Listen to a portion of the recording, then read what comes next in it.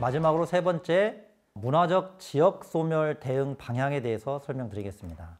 지역 소멸 대응에서 중요한 개념이 매력도입니다.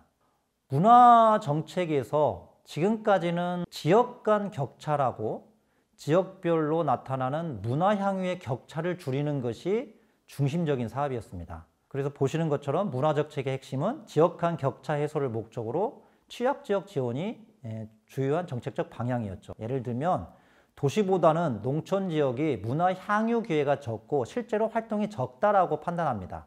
그래서 정부에서는 농촌 지역의 시설을 지원하거나 프로그램을 제공해서 농촌 주민의 문화 향유 활동 지수를 높이려고 노력을 합니다. 이게 지금까지 문화 정책의 핵심이었습니다.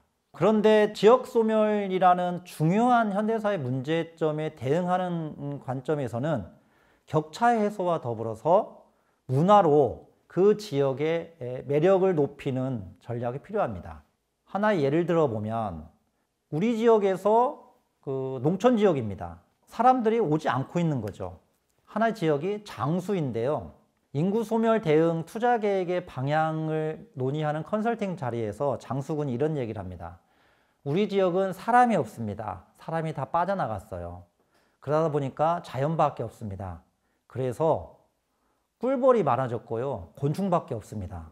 이걸 어떻게 할까 하다가 꿀벌 양봉 사업을 했고요. 곤충을 길러서 그걸 판매를 하거나 체험 프로그램을 만들었어요. 그랬더니 사람이 모입니다. 사람이 빠져나간 자리에 꿀벌과 곤충밖에 안 생겼는데 이거를 특화 자원화해서 오히려 꿀벌 도시, 양봉 도시, 곤충을 체험하는 도시로 만들다 보니까 사람이 온다는 거예요. 이게 장수군이 갖는 꿀벌과 곤충을 통한 매력도를 증진시킨 거죠.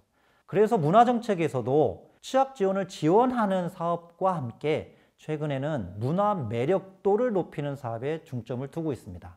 결국 우리 지역에서도 인구 소멸을 대응하기 위한 중요한 전략이 우리 지역의 매력도를 높일 수 있는 자원이 무엇이 있는지를 파악하고 그 자원의 매력도를 높이려는 노력을 해야 한다는 겁니다.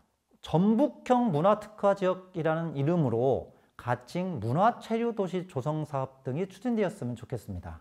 정부에서는 문화도시 사업이라는 걸 합니다. 문화의 매력도를 높이는 사업이면서 도시의 어떤 사회 문제를 문화적으로 해결하는 국가사업인데요. 그와 더불어서 전라북도 차원에서 인구 소멸 대응과 관련된 사업을 하나 만들고 그 사업과 관련해서 전폭적인 지원에서 인구 문제가 심각한 지역이 매력도를 높이는 사업들이 활성화되었으면 좋겠습니다. 대표적인 사례로 영국의 헤이온와이의 책마을입니다. 인구 1900명의 아주 작은 시골 마을입니다. 이 마을은 책마을의 원조라고 합니다. 오래된 책들이 가득하고요. 저기에서 책 페스티벌이 펼쳐집니다. 수만 명이 참석하죠. 즉 관계 인구 수만 명이 늘어나고 있습니다. 영국 웨일즈는 런던 주변에 있는 도시인데 농업도시입니다. 굉장히 낙후된 도시인데요. 오히려 저 도시는 이런 전략을 펼칩니다. 즉 전통적인 성이 641개인 반면에 스타벅스 커피점은 6개밖에 없다라는 이런 식의 브랜드를 강조하는 거죠. 오히려 도시적인 것이 없는 도시로서 브랜드하면서 휴양 관광객이 엄청나게 몰려오고 있습니다.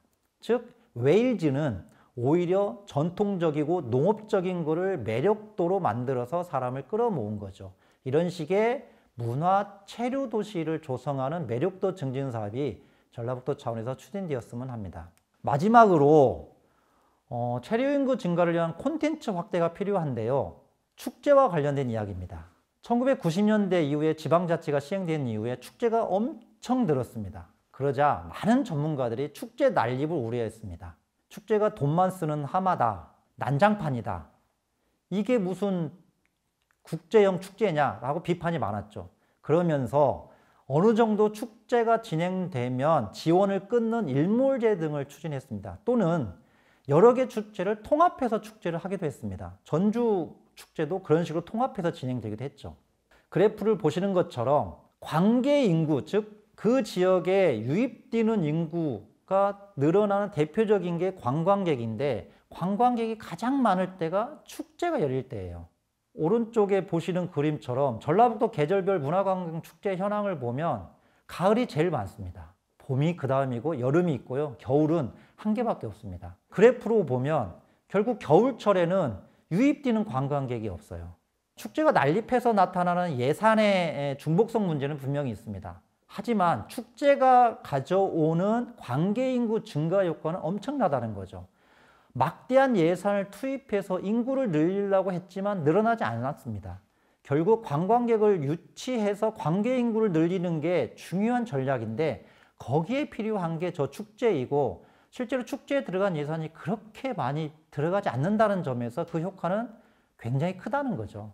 다다익선, 오히려 인구 소멸과 관련된 측면에서는 축제는 많을수록 좋다. 다만 그 규모를 크게 하기보단 작은 규모라도 그 마을, 그 지역의 매력도를 높이는 콘텐츠를 개발한다면 적은 예산으로도 굉장히 큰 인구 증가 효과가 나타날 수 있다고 생각을 합니다.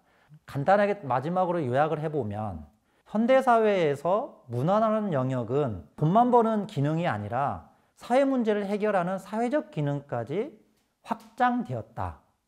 그런 점에서 현대사회 지역에서 굉장히 큰 문제로 이야기되는 지역 소멸과 관련해서도 문화 정책의 역할이 중요하다는 것을 강조하고 싶었습니다. 그리고 지역 소멸을 대응하는 문화적 전략으로서 관광객 또는 관계 인구를 늘리는 매력도를 높이는 사업이 필요하고 특히 과거에는 축소하고 난립하는 것을 방지하려고 했던 축제를 마을 단위, 지역별로 그 지역의 특화 자원을 활용한 콘텐츠로 개발하는 전략도 필요하다.